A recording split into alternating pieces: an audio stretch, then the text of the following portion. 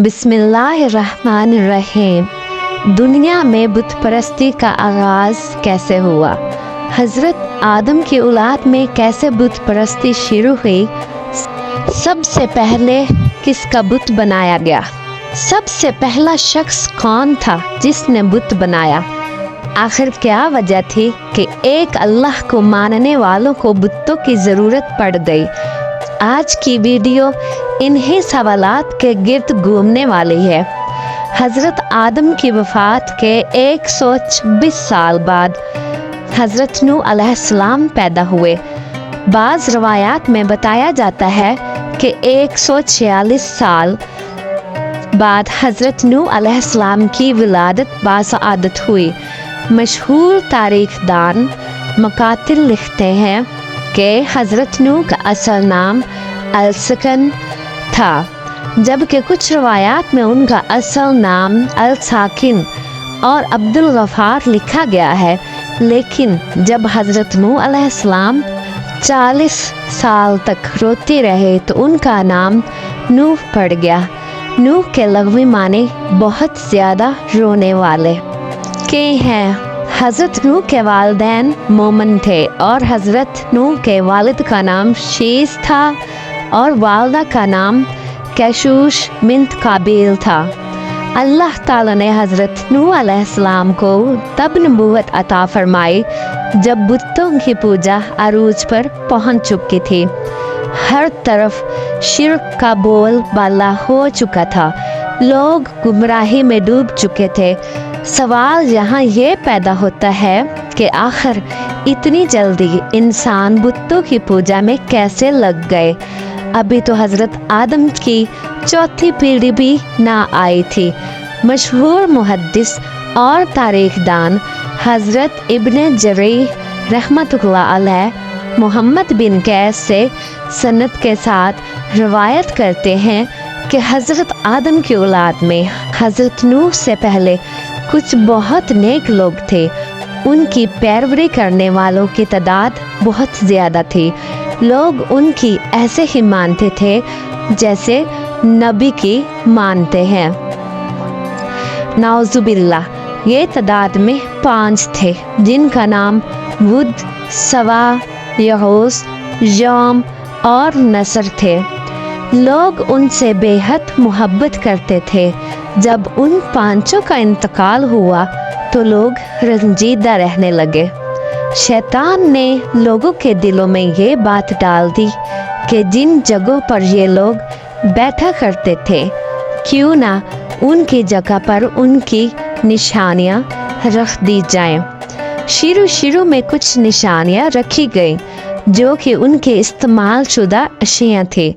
बाद में माहिर मुजस्मा साज बुलवा कर उन 5 बुजुर्गों के मुजस्मे बनवा दिए गए। इन्हीं 5 बुजुर्गों के नाम पर उन मुजस्मों के नाम रख दिए गए। लोग दिलजोई के लिए उनके मुजस्मों के पास आते थे। आहिस्ता आहिस्ता लोगों ने उन बुतों को उठाकर इबादत गाहों में रख दिया ताकि इबादत में दिल लगा रहे। फिर वो वक्त आया कि लोग उन्हीं बुतों से अपनी फरियादें करने लगे। फिर इसके बाद में आने वाली नस्लों ने इन बुतों की पूजा शुरू कर दी। यूँ दुनिया में बुत परस्ती का आगाज़ हुआ। हज़रत इमाम बिन हातिम रहमतुल्लाह अलैह हज़रत इमाम बाकी रहमतुल्लाह अलैह से रवायत करते हुए लिखते हैं कि वुद एक नेक शख्स था और वो अपनी कौम में बहुत महबूब था।